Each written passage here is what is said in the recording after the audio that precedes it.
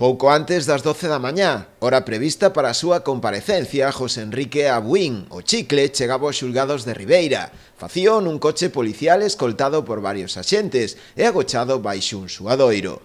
Dentro agardaba o xuíz e instructor do caso, Félix Isaac Alonso, quen lle trasladou tanto a él como a súa abogada que ia ser xulgado por un xurado popular. Na vista, que ademais foron chamados o resto das partes, tanto a acusación particular como a Fiscalía, concretouse tamén a súa imputación. Acúsaselle dun delito de homicidio ou asasinato, detención ilegal e contra a liberdade sexual.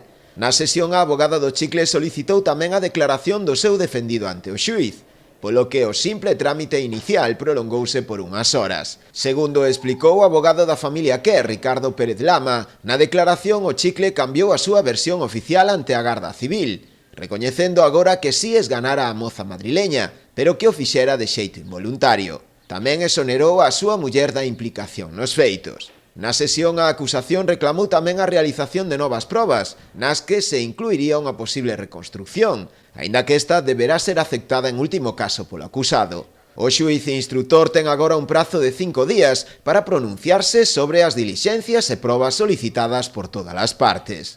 A Ribeira tamén acudiu o pai de Diana Quer, quen explicou as razóns polas que decidiu estar presente hoxe na vista. A entrada dos xulgados, Juan Carlos Quer volveu a incidir tamén na súa proposta de que non se derogue a prisión permanente revisable, a que podería acollerse o presunto autor da morte da súa filla. Yo soy una persona serena, pero quiero mirarle a los ojos a este individuo. Así que, si estuviera mi hija, ella querría que yo estuviera aquí. Así que venimos a esta comparecencia con todo el respeto, para pedir justicia, que no venganza. Aquel político tan desafortunadamente entendió palabras de venganza en nuestro mensaje de protección a nuestros hijos. Le vuelvo a pedir una reflexión serena y le vuelvo a pedir que cuando se posicione en defensa de la mujer, también lo haga en la defensa de mi hija.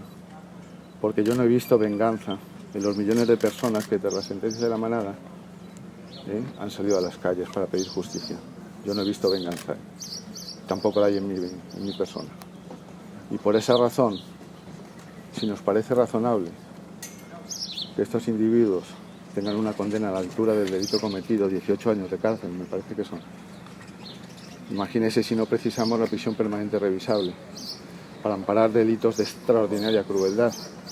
Así que un mensaje a quien intenta derogar una ley que mayoritariamente 3 millones de personas apoyan nuestra iniciativa sin adscripción ideológica de ningún tipo.